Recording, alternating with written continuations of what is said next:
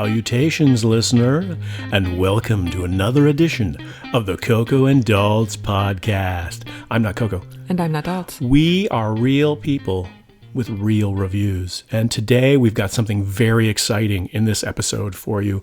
Coco, give them the 411 if you could. It is exciting. We today are reviewing Judas and the Black Messiah, which was just released simultaneously on HBO Max and in theaters yesterday, February 12th. Theater? What's that? I don't know if we're ever going to another theater again. No, me neither. They were kind of dodgy to begin with, some of the ones around us anyway. Yeah, but, you know, popcorn and milk duds and freedom. And freedom, yeah. Will we ever get back there? Sorry, I sidetracked you. Okay, so Judas and the Black Messiah is the based on true events story of Fred Hampton, who was the chairman of the Illinois Black Panther Party back in the 60s. He was assassinated by the FBI, the Chicago PD, and like the Illinois State's Attorney's Office. This is the story of him, kind of his rise to prominence, how he was able to form a rainbow coalition of groups that should not have worked together in any stretch of the imagination. And also the story of William O'Neill, who was the FBI informant who basically killed Fred Hampton. He's the Judas. Yeah, he's the Judas in the story. So Bill O'Neill is played by Lakeith Stanfield, Fred Hampton is played by Daniel Kaluuya, and FBI agent Roy Mitchell, who is Bill O'Neill's FBI agent, like contact. Roy Mitchell is played by Jesse Plemons. Mm-hmm. And then J. Edgar Hoover is played by Martin Sheen in bad prosthetics. With lots of stuff on his face. Yeah, with lots of stuff on his face. Mm-hmm. So those three are the big three, and then Martin Sheen like dips in and out a little bit, and that's pretty much the main cast right there. With Dominique Fishback plays Fred Hampton's girlfriend, Deborah Johnson. She's a pretty big player in there as well. So, Daltz, what did you think about Judas and the Black Messiah? So I didn't really know a lot about this movie. You dragged me into seeing it, Coco. I did, because Daltz thinks that I am obsessed with black culture. Well, so if you are, that's fine. Let's just go with it. But it's a very important movie historically. You know, these kinds of events are very important. When I was watching it, I felt like it was kind of like an African-American Donnie Brasco in terms of the Johnny Depp movie where he was the informant and you know, worked his way into the mob kind of thing. The conflict, the inner conflict that O'Neill faced in his informing on the Black Panther Party and getting to know Fred Hampton and liking him and getting to know everybody around it. I mean, it's kind of a classic story in the, you know, rat world where the rats get close to the subjects that they're informing on. I thought it was fine. I wasn't really blown away by it. I think there was a lot of grandstanding moments where, you know, the big speeches and things like that I think that they should be more of a climax to the movie rather than step by step through the movie. So I thought that was a little bit jarring to me. But I thought Daniel Kaluuya, his performance was fantastic. I thought he was great. I had trouble understanding him sometimes. His accent was, like the way the audio was mixed, I think was a little bit troublesome for me. I had trouble hearing him. Sorry to break in. I did listen to an NPR podcast about this movie, and one of the hosts is from Chicago, and she said that he nailed the Chicago accent. Yeah, she said she's known many black men from Chicago who sounded exactly like him. Oh, yeah. So she said he did a fantastic job on that. I think he was great. His performance was great, and he's originally from England, right? So he's putting on an American accent, and he did it admirably. I really like him. He was good in Get Out, and he's been good in other stuff that we've seen. So I really like him as an actor. I thought he was the highlight for me. Lakeith Stanfield was pretty good. He was, you know, weaselly in appropriate times and guilty in other times. And he's the main character in the movie. He's the movie's focus. So I thought he was pretty decent. But I don't know that the sum of the parts wasn't there for me. I thought it was fine. Mm-hmm. I thought it was good. But what did you think, Coco? What your opinion is more important than mine on this one? So I liked it as well. I didn't like super duper love it, but I really enjoyed it as much as you can enjoy a story about oppression and assassination. Right. Right. I thought Daniel Kaluuya does a great job in everything. Yeah. He's been in Get Out, as you mentioned. He was phenomenal in that. He was in Black Panther, not Black Panthers, but the Marvel movie Black Panther. He was in Widows. Like everything he's been in, he's been great in Widows too. Yeah. Yeah, I thought he was good in this. I actually enjoyed Lakeith Stanfield. Daniel Kaluuya had the part that was like more meaty to sink your teeth into with all the, like you said, the speeches about I am a revolutionary and, getting the call and answer from, the audience. But I thought Lakeith Stanfield was fantastic, showing so in the NPR podcast I listened to, they said that Lakeith Stanfield had done an interview stating that he had watched, I believe, the only known interview with Bill O'Neill from the late 80s, early 90s, before he committed suicide. And the way Lakeith Stanfield interpreted that interview, which, a couple minutes of it were shown at the end of Judas and the Black Messiah, he interpreted that as Bill O'Neill being completely in denial about what he had done. And so he wanted to bring like inner conflict to the character. Instead of him just being like all swagger and being like, yeah, I sold this guy out for $200 in a gas station or whatever. He didn't want to be defiant. He wanted to show the turmoil. And I thought he did a great job at that. In the beginning, he was like enjoying the steak dinners and the scotch and the money. And then by the end, he's just sweaty and drawn, and he's really conflicted. And I thought he was phenomenal. Jesse Plemons is sleazy, but I mean, effective. Yeah, but effective. I thought he did a very good job as well.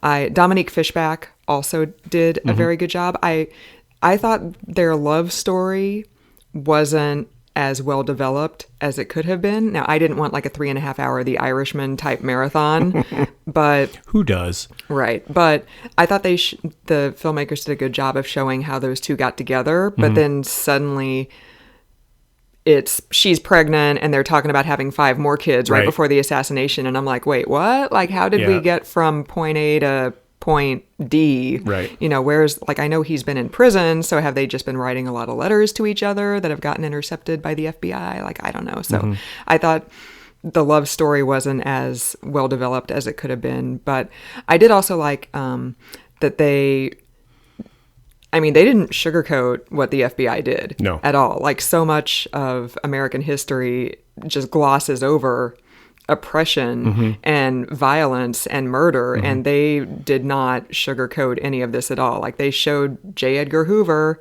in front of thousands of FBI agents talking about how it's the end of the world as we know it if Black people aren't oppressed anymore. Right. And I know the barest of bare minimums about J. Edgar Hoover, and I knew that he was a sleazebag, and the fact that we have any monuments or buildings named after him needs to be changed, but that's an aside. But so I thought it did a really good job of showing just the systemic racism and systemic oppression that exists 50 years ago and still exists now. And I also enjoyed the scene where the Black Panthers walked into a meeting of a bunch of like racist rednecks with like a Confederate flag hanging on the back. And I'm like, bro, like, you walked in there without guns? Like, what are you doing? How's this going to go? Yeah, exactly. But, he was so charismatic. He was able to forge the Rainbow Coalition of, Black people and Hispanic people and poor, disaffected white people who don't, they just want a fair shake. Like, they just want everybody to be treated equally. And, I feel like so much of like movies about Black Panthers are just show them, being violent. And I'm like, well, if you were oppressed and you wanted your rights, you'd be violent as well. Right. So I'm not in any way, shape, or form in a position to talk about race in this regard, but I can understand why you'd be fed up if you're constantly told that you're not equal, constantly denied access to things that other people are getting access to, and you're in a country that is touting being land of the free and home of the brave. And yet you can't vote because of all these voter suppression laws. And you have to go to different bathrooms, and you have all these things that are just terrible. Like, I can understand why people at that time got upset. And it wasn't like a violent militant organization. Like, they were focusing on building a medical clinic for poor people who couldn't afford to go to doctors. And they were feeding children like breakfast programs before the kids went to school because, some people, their school lunch is their only meal of the day because, they're poor. So it was community organization, but you get all these groups coming together and rising up, and that threatens the white patriarchal power structure. And so J. Edgar has to put his boot on the neck. Well, and also when you get groups, as Fred Hampton did in this case, or at least documented in the movie, you get so many people together, there are going to be bad apples that are going to infiltrate those groups. And then they're going to be portrayed as being the model rather than the exception. So when you have somebody acting out of a group, like any group of any size, you're going to get people that are radicals or going to use it for the wrong purposes or personal gain or something like that, or to make a name for themselves. And so when you have that kind of thing, the media is going to take it at that time and portray it as like, these are the people that represent this group. And actually, that's not the case. I will say one thing about when you mentioned about Fred Hampton convincing the other parties, like the Confederate flag guys and the Hispanic guys and the other, the Crowns, I think was another rival group in Chicago at the time. I thought that was a little bit, I don't know how, I didn't really believe it as much. I thought it was too easy for him to convince everybody. Like I believed his the charisma that he had. He showed that, but it wasn't strong enough in those instances to me. I was just like, there's no way he's going to walk into this meeting with all these white people and convince them to, especially in the 60s, like in this day and age, in the 70s, when racism was so much more dangerous than it is now. But I still thought it was interesting the way that they developed that group and the Rainbow Faction and everything like that, Rainbow Coalition. So it was very interesting and very well done in a lot of ways, but it just didn't, I don't know, it just didn't bubble up too great to me. It was a good movie and it was fine, and the performances, all the performances you mentioned were all great. I agree with that. It's just, for me, it just didn't rise to the next level for some reason. It was 2 hours and 5 minutes long. I think that was right. Yeah, it didn't feel draggy. Except for I could have watched more of it, but there weren't any parts where I was just like, why did we have this in here? It felt right to me. So yeah, it felt a little draggy to me, but that was just, I think it was more because we're used to watching different kinds of movies. Yeah. Yeah. And every now and then we'll jump into a movie like this, which is an actual, you got to pay attention. You got to think about it. Like the time that we were watching a bunch of movies and then I broke free and I watched Lincoln for some reason. And I was like, oh man, this is the longest movie in history. And it wasn't actually, it was, it was 2 and change, I think, but it was just because we were so used to watching these other movies that are all so fast paced and one scene to the next is action. So, I thought the pace was good and I thought everything was pretty true. The music, the scenery, the sets, everything seemed to be pretty legit. Yeah. So what grade would you give it overall? on your different grading scale from week to week. For every podcast. Yeah, totally. I'm going to rate this 4 apples out of 5. No, I think this is probably, I'd say this is about a 6 for me. Oh, okay. I appreciated the acting and the story is a very important story to tell. I just, like I said, the sum was not there of the parts. How about you, Coco? What was your letter grade? I'd give it like a solid B. Yeah. Yeah. I was expecting to enjoy it more than I actually did, but the performances were outstanding. So I hope Lakeith Stanfield gets nominated for all the awards. Daniel Kaluuya too. He's phenomenal in everything he does. One more note, on the NPR podcast, apparently the assassination scene at the end when the cops raid the apartment that the Panthers are staying in, which was very powerful, which was extremely, I don't think I breathed during that scene. Apparently that is taken like almost word for word from Deborah Johnson's like recollections of that evening. So that's apparently extremely true to life, and that's terrifying. That felt authentic to me. That whole scene, that whole situation where they storm the apartment and they, they're terrorizing, the FBI is essentially terrorizing the people inside the apartment. Who were sleeping. Yeah, they were not anywhere close to being confrontational. No. That felt really good to me. That felt authentic to me. Yeah, definitely. We need more movies that show the dark side, because not everything is rah-rah, founding fathers, awesome. Like, we need to reckon with history and what... I was thinking about that during that scene. I'm like, I'm an American citizen. I'm a taxpayer. All this stuff is done with my tax money in my name. Law enforcement agencies are just carrying out political assassinations for no reason whatsoever. And we need a reckoning with that. Yeah, I agree with that. So on that cheerful note. So that's it for this edition of the podcast. Thank you for joining us, listener. We appreciate it. And we also appreciate the many, many downloads. We've had downloads we've had a download in Iceland. Awesome. We've had downloads all across the world, actually. So we appreciate that. I don't know how you're doing it, listener, traveling to all these places in the pandemic, but thanks for doing that. And downloading us on multiple different devices. Right.